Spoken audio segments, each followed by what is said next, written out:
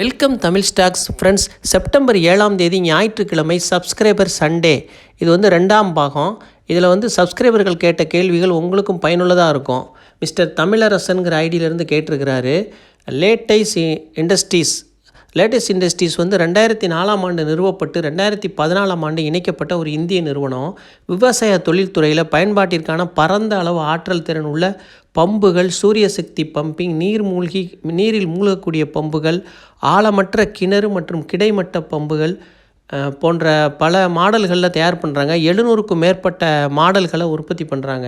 ஆண்டுதோறும் தோராயமாக 20,000லிருந்து 1,59,500 பம்புகள் வரைக்கும் உற்பத்தி செய்யும் திறனை கொண்டிருக்கிறாங்க.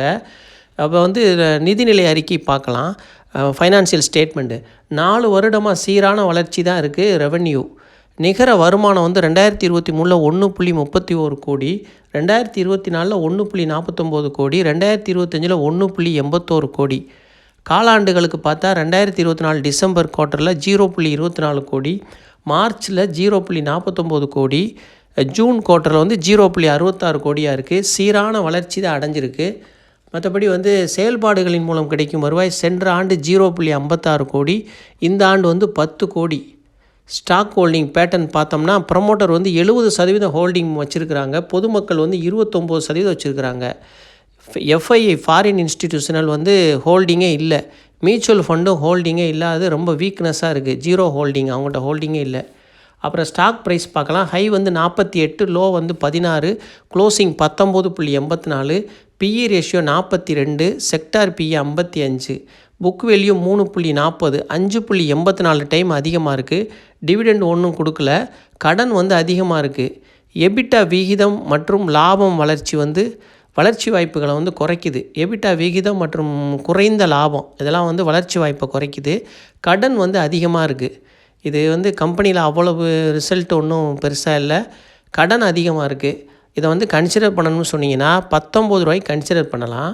17.90 ஸ்ட்ராங்காக ஸ்டாப் லாஸ் போட்டு வெளியே வந்துடணும். 17.90 உடச்சா வெளியேறிடணும். ரொம்ப கவனம். கன்சிடர் வந்து 19 ரூபாய்க்கு கன்சிடர் பண்ணலாம். நீங்களும் யோசித்து சொந்தமாக முடிவெடுங்க. இது என்னோடய முடிவு. இது நல்ல முடிவாக நீங்கள் யோசித்து எடுத்துக்கோங்க.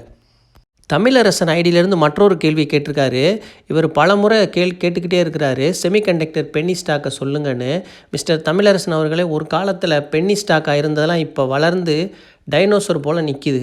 பக்கத்தில் போகவே பயமாக இருக்குது. வேல்யூஷன்லாம் ரொம்ப உச்சத்தில் இருக்குது. பிஇ ரேஷியோலாம் 1000க்கு மேலே இருக்குது. அதில் வந்து நம்ம பக்கமே போக முடியாது. அதனால தான் நான் உங்களுக்கு சொல்கிறதுக்கு தாமதப்படுத்தினேன். நம்ம அப்புறம் சொல்லிவிட்டு நீங்கள் அதை கன்சிடர் பண்ணி அதில் நஷ்டப்பட்டால் அதோட பாதிப்பு எனக்கும் தான். அதனால தான் நம்ம வந்து அதெல்லாம் பார்த்து தான் சொல்லணும். இப்போ வந்து ஒரு சில ஸ்டாக் இருக்குது. கான்டினென்ட் கான்ட்ரோ, இது வந்து பென்னி ஸ்டாக் தான். ஹை வந்து 15 ரூபா வரைக்கும் போயிருக்கு. லோ வந்து 7.83 கீழே போயிருக்கு. 7.80க்கு ஸ்டாப் லாஸ் வச்சுக்கிட்டு கன்சிடர் பண்ணலாம். இது ஒரு செமிகண்டக்டர் ஸ்டாக் தான். வேல்யூஷன் ரொம்ப அதிகம்தான். 7.80 மறந்துடக்கூடாது. ஸ்டாப் லாஸு வச்சுக்கிட்டு கன்சிடர் பண்ணலாம் லாங் டேர்முக்கு. மார்க்கெட் கேபிட்டல் 5 கோடி. குறைந்த அளவு தான் இதில் முதலீடு செய்யணும். பென்னி ஸ்டாக்கில் லாட்ரி சீட்டு மாதிரி தான் பயன்படுத்தணும். அப்புறம் 2வது வந்து கோதாக் கேப்கான். ஏற்கனவே நம்ம பல முறை சொல்லிட்டோம். 55, 50, 45. இது ஒரு எலக்ட்ரானிக்ஸ் கம்பெனி தான். இதுவும் செமிகண்டக்டரோட சம்மந்தப்பட்ட ஒரு நிறுவனம் தான். இதையும் நம்ம கன்சிடர் பண்ணலாம். 55 பைசா, 50 பைசா, 45 பைசாவுக்கு வந்தால் 3 முறை கன்சிடர் பண்ணிட்டு லாங் டேர்முக்கே வச்சுக்கலாம் இதை. ஏன்னா எதிர்காலத்தில் என்ன மாற்றம் ஏற்படும்னு சொல்ல முடியாது. நீங்களும் சொந்தமாக யோசிச்சோ நல்ல முடிவாக எடுங்க. தமிழ்ங்கிற ஐடியிலேருந்து சப்ஸ்கிரைபர் கேட்டிருக்காரு. பிசி ஜுவல்லரியை லாங் டேர்முக்கு கன்சிடர் பண்ணலாமான்னு கேட்டிருக்காரு. கம்பெனி டீட்டெயில் பார்ப்போம். பிசி ஜுவல்லரி லிமிடெட் 2005ஆம் ஆண்டில் இணைக்கப்பட்ட ஒரு முன்னணி நகை நிறுவனமாக இருக்கிறாங்க. ஹால்மார்க் செய்யப்பட்ட தங்கம் மற்றும் சான்றளிக்கப்பட்ட வைரம், வெள்ளி பொருட்கள் சில்லறை விற்பனையும் மற்றும் ஏற்றுமதியிலும் நிபுணத்துவம் பெற்றவங்களாக இருக்கிறாங்க. வெளிப்படையான விலை நிர்ணயம், வாழ்நாள் முழுவதும் பரிமாற்றம் போன்ற வாடிக்கையாளர்களின் நட்புறவுடன் கூடிய உயர்தர தங்க சேமிப்பு திட்டங்களையும் வச்சுருக்கிறாங்க. நிறுவனம் சம்பந்தப்பட்ட முக்கியமான விஷயங்களும் முற்காலத்தில் நடந்ததை பார்ப்போம். 2018ஆம் ஆண்டில் உள்நபர் வர்த்தக குற்றச்சாட்டில் இன்சைடர் ட்ரேடிங் ஈடுபட்டு நிறுவனம் வந்து முதலீட்டாளர்களின் நம்பிக்கையை இழந்தாங்க. 2018 ஜனவரியில் 600 ரூபாயில் இருந்த பங்கு அது வந்து அப்படியே படிப்படியாக இறங்கி 2020 ஏப்ரலில் 12 ரூபாய்க்கு வந்துருச்சு. 600 ரூபாயிலிருந்து 12 ரூபாய்க்கு வந்துருச்சு. அதன் பிறகு வங்கி கடன்களில் குறிப்பிடத்தக்க அளவு முறைகேடுகள் நடந்திருந்ததால் பிசி ஜுவல்லரியின் முதன்மை பிரச்சனையாக அது உருவானது. இதனால் வங்கிகள் நிதிகளை திரும்ப பெற நிறுவனத்தை ஆய்வுக்கு உட்படுத்தணும்னு சொல்லிட்டாங்க.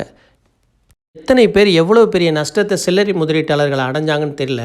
இதனால தான் நம்ம அடிக்கடி சொல்கிறது, ஒரே பங்கில் அதிக முதலீடு செய்கிறது ஆபத்தானதுன்னு நம்ம சொல்கிறது. அதனால தான் இந்த நிறுவனம் இப்படி ஆகும்னு யாருமே எதிர்பார்த்துருக்க மாட்டாங்க. இது நாம் தான் கவனமாக இருக்கணும். ஜூலை 2025 ஏஎஸ்எம் பட்டியலில் வைக்கப்பட்டுச்சு. ஏஎஸ்எம் என்றால் என்னன்னு பார்ப்போம். Additional surveillance measure.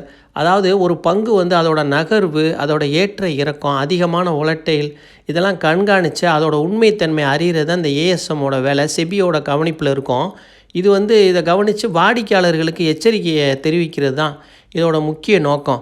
ஏஎஸ்எம் பட்டியலில் இருக்க ஒரு பங்கை வாடிக்கையாளர்கள் கவனமாக வாங்கணும். அதில் இருக்க உண்மைத்தன்மை தெரிகிற வரைக்கும் அதில் முதலீடு பண்ணுறதில் கவனம் செலுத்துவாங்க. அதனால தான் அது ஏஎஸ்எம் பட்டியலில் வைக்கப்பட்டுச்சு. அதுக்கப்புறம் இது கடன்லாம் இப்போ கணிசமாக குறைச்சி நிறுவனம் கொஞ்சம் ரெக்கவரி ஆகி வந்துக்கிட்டு இருக்குது. ஆனால் முழுமையாக ரெக்கவரி ஆகலை, கொஞ்சம் இப்போ பரவாயில்ல. முதலாம் காலாண்டு முடிவுகள் பார்ப்போம். டிசம்பர் 2024 ஸ்ப்ளிட் பண்ணாங்க. ஒரு ஷேருக்கு 10 ஷேராக கொடுத்தாங்க. அதுக்கப்புறம் நிகர விற்பனை சென்ற ஆண்டு 401 கோடி, இந்த ஆண்டு 724 கோடி, 80% அதிகரிச்சிருக்கு. காலாண்டு நிகர லாபம் 156 கோடி சென்ற ஆண்டு, இந்த ஆண்டு 161 கோடியாக 4% அதிகரிச்சிருக்கு. எபிட்டா சென்ற ஆண்டு 90 கோடி, இந்த ஆண்டு 210 கோடி, 133% அதிகரிச்சிருக்கு. ரிசல்ட் ரொம்பவே நல்லாயிருக்கு. ஸ்டாக் ப்ரைஸ் பார்க்கலாம். ஹை 19 ரூபா 65 பைசா, லோ 10 ரூபா 21 பைசா, க்ளோசிங் 13 ரூபா 26 பைசா. PE ratio 15, sector P 72. Dividend இப்போதைக்கு கொடுக்கல. மறுபடியும் நல்ல நிலைமைக்கு இது வருமானு பொறுத்திருந்து தான் பார்க்கணும். கன்சிடர் பண்ணுறதுல ரொம்ப கவனமாக இருக்கணும். இதை அதிக பணத்தை இதில் முதலீடு பண்ணிடக்கூடாது. பல பேரோட வாழ்க்கையை தொலைச்ச பங்காக இதாக தான் இருக்கும். அதே மாதிரி பல பேருக்கு ரொம்ப மனங்கவர்ந்த பங்காகவும் ஒரு காலத்தில் இதுதான் இருந்துச்சு. அதனால் நம்ம பார்த்து முதலீடு செய்யணும். 12 ரூபா 12.50 அந்த மாதிரி கன்சிடர் பண்ணலாம். 11.90 உடைச்சா வெளியேறிடணும். 12.50 கன்சிடர் பண்ணிக்கலாம். 11.90 உடைச்சா எந்த காரணத்தை கொண்டு இருக்கக்கூடாது, வெளியேறிடணும். அதில் ரொம்ப கவனம். நீங்கள் யோசித்து சொந்தமாக முடிவெடுங்க. இது என்னோட கருத்து. அப்புறம் காதிக்குன்ற ஐடியிலேருந்து சப்ஸ்கிரைபர் கேட்டிருக்காரு. சப்ஸ்கிரைபர் ஐடியிலேருந்து லாங் டேர்முக்கு செமிகண்டக்டரு ஸ்டாக்கு நல்ல வேல்யூஷன் குறைவாக உள்ள ஸ்டாக்காக சொல்லுங்கன்னு இருக்காரு. அதில் இந்த 2 ஸ்டாக்கை பார்க்கலாம். சிஜி பவர் 660 700 அந்த ரேஞ்சில் நம்ம கன்சிடர் பண்ணலாம். அப்புறம் மோஸ் சிப்பு 200 to 220 கன்சிடர் பண்ணி லாங் டேர்முக்கு வச்சுக்கலாம். மிச்சம் எல்லா ஸ்டாக்கும் நல்ல உச்சத்தில் இருக்குது, ஹை வேல்யூஷனாக இருக்குது. எதுலேயும் போய் இப்போ அவசரப்பட்டு வாங்க வேணாம். ஏதாவது ஒரு டிப்பு வரும், ப்ராஃபிட் புக் பண்ணுவாங்க, அந்த சமயத்தில் நம்ம வாங்கினோம்னா சரியாக இருக்கும், கன்சிடர் பண்ணலாம். தமிழ் ஸ்டாக் சேனலுக்கு ஆதரவு அளித்த அனைவருக்கும் மிக்க மிக்க நன்றி.